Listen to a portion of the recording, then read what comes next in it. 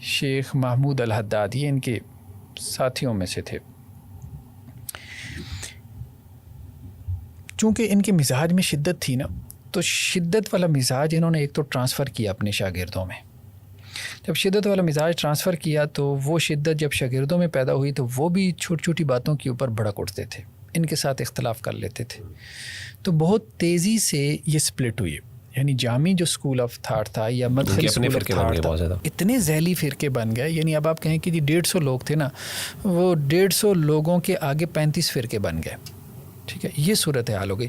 اب اگر میں ان میں سے کچھ لوگوں کا تذکرہ کروں، مثال کے طور پہ ان کے قریبی ساتھی تھے نا ربیع المدخلی کے، یہ مصر کے محقق تھے شیخ محمود الحداد.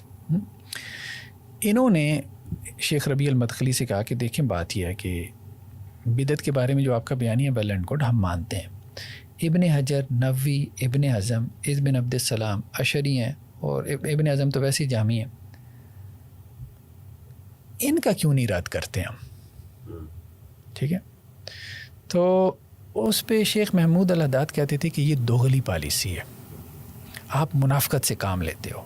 مطلب شیخ ربیع المدخلی سے کہتے تھے. یہ بات ان کی بالکل ٹھیک تھی.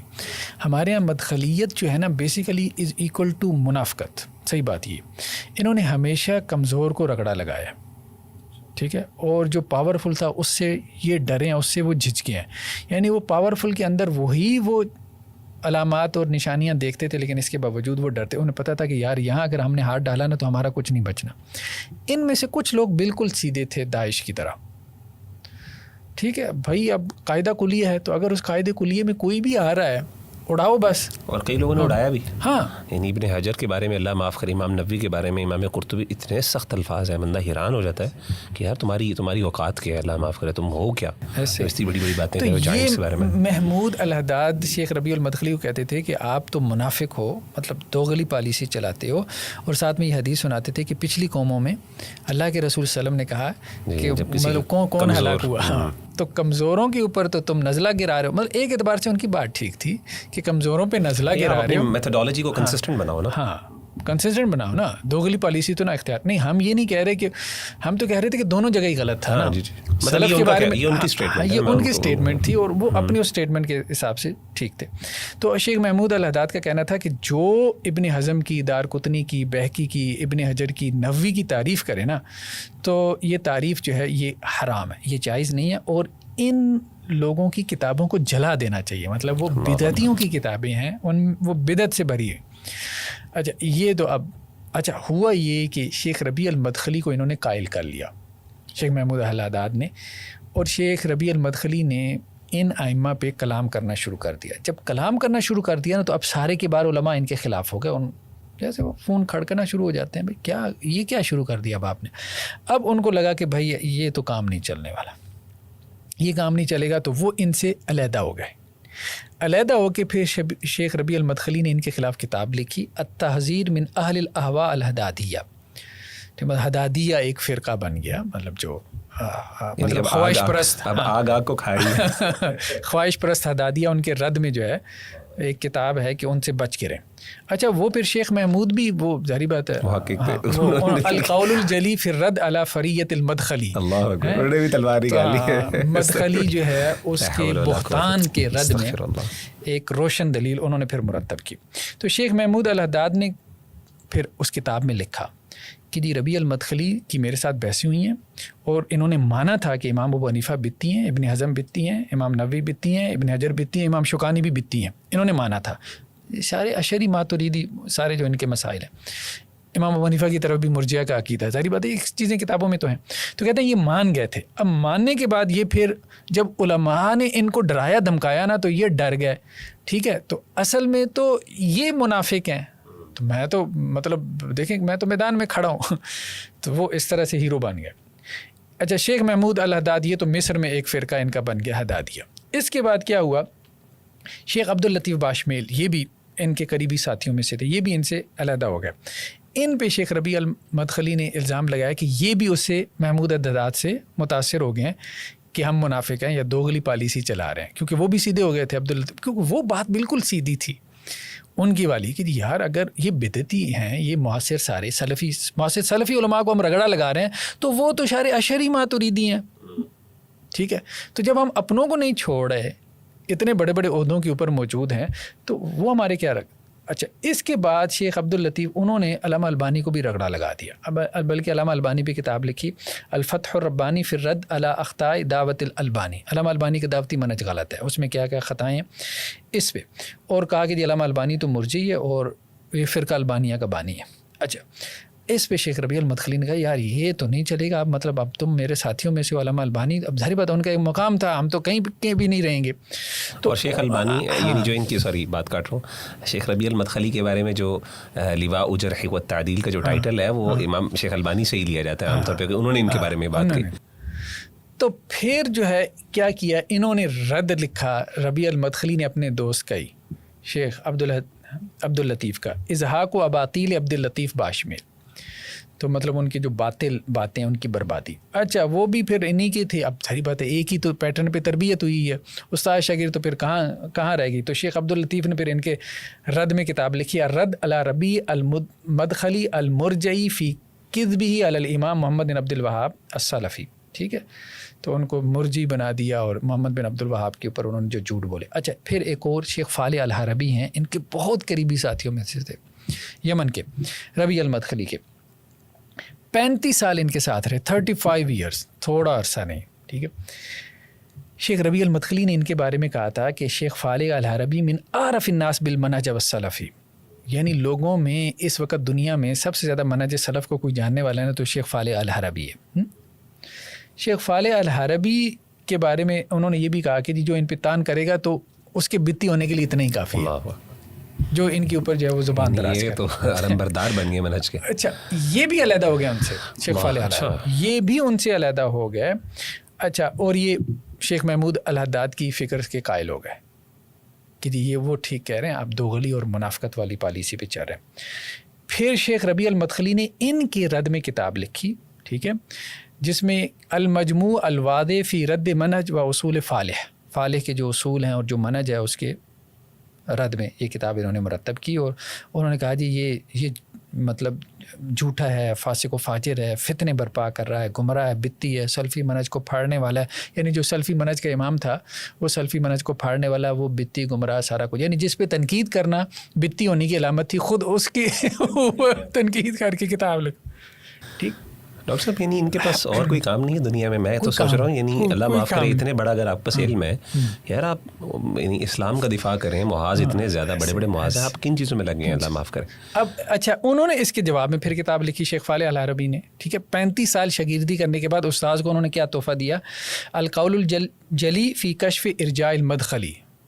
ٹھیک ہے، مدخلی کے مرجئی عقائد کے بارے میں جو ہے وہ قول جلی. ٹھیک ہے، پھر اس کے بعد جو ہے وہ انہوں نے النقض المثالی فی فضح مذہب ربیع المدخلی الاعتزالی، ربیع مدخلی کے اعتزالی مذہب جو ہے اس کو میں نے رسوا کر کے رکھ دیا، یہ بھی انہوں نے لکھی. اب بھی تو خیر مطلب اس کے علاوہ بھی جو ہے، اچھا، بحرین میں ان کے بڑے ایک عالم تھے شیخ فوزی الحمیدی الاثری، وہ ان سے علیحدہ ہوئے. ان کے علیحدہ ہونے کا یہ معاملہ تھا کہ ایمان کے مسئلے میں، کہ ایمان کی حقیقت ان کا آپس میں اختلاف ہو گیا. تو شیخ ربیع المدخلی اب جو ان سے علیحدہ تھا اس پہ کتاب ٹھوک دیتے تھے.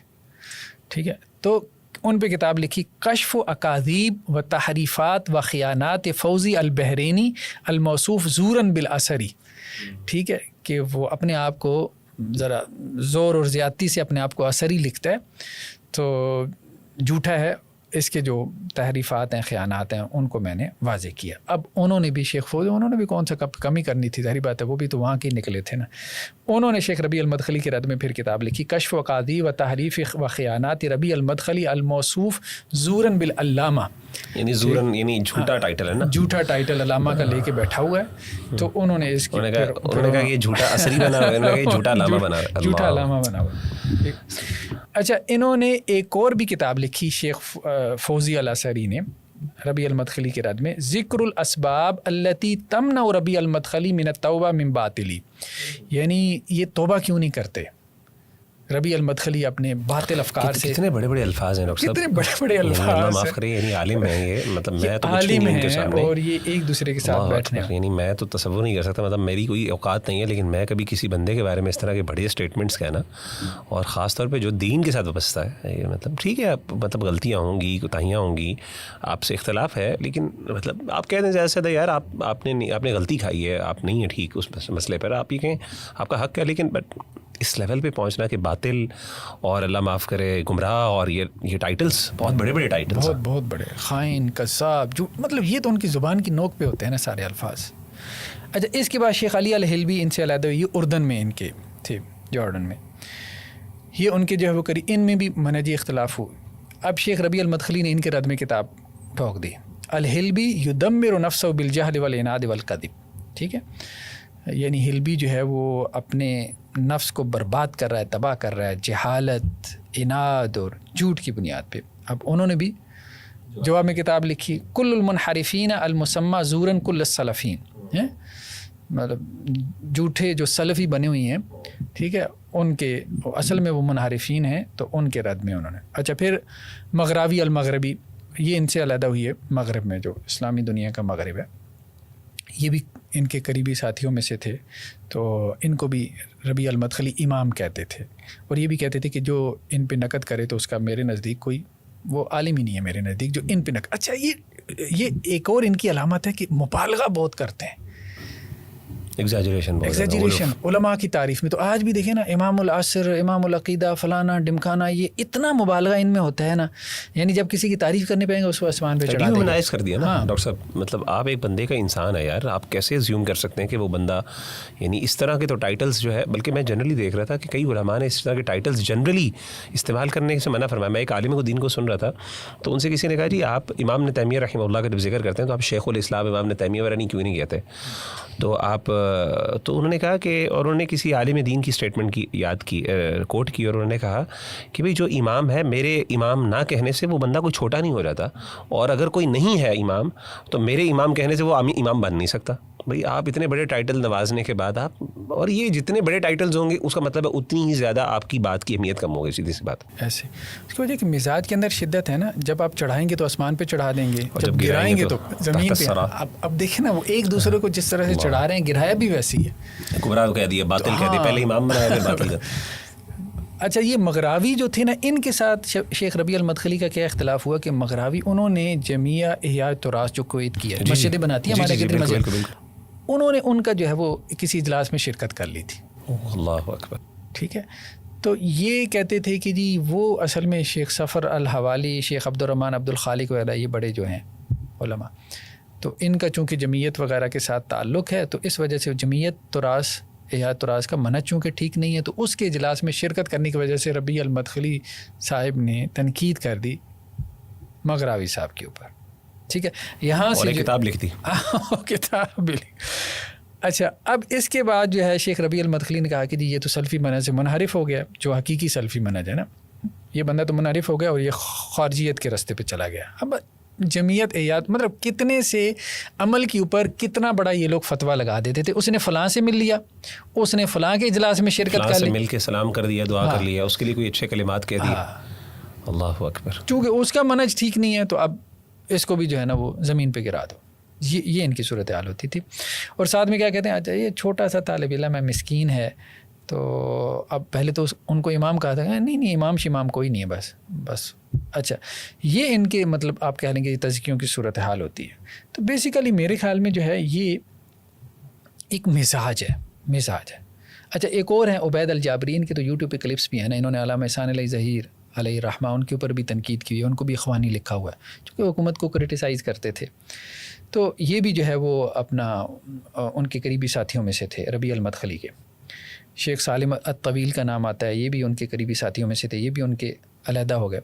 تو یہ اس کو احیاء التراث الاسلامی کے ساتھ چونکہ ان کے وہ تعلق تھے, تو اس وجہ سے, اور احیاء التراث الاسلامی کی انہوں نے تعریف کر دی تھی, تو انہوں نے باقاعدہ ایک ٹائٹل دیتے تھے تراثیہ. اللہ یعنی وہ ٹائٹل بن ہاں ٹائٹل تراسی ہے، جیسے یہاں میں نا قطبیہ، اخوانیہ، اسراریہ، مودودیہ، فلاں ڈمکان، یہ وہ کسی کی آپ تعریف، آپ کو کیا ٹائٹل ملا ہوا ہے؟ اسراریہ، آپ کو اسراریہ کا فلاں. یہ عرب ورلڈ میں یہ اب فطرہ مر چکا ہے. حالانکہ آپ نے ڈاکٹر اسرار صاحب پہ بڑی تنقید کی ہے، جس کی وجہ سے کئی ڈاکٹر اسرار صاحب کے جو فالوورز ہیں وہ بڑے سخت آپ سے نالا بھی ہیں، لیکن اس کے باوجود لیکن میں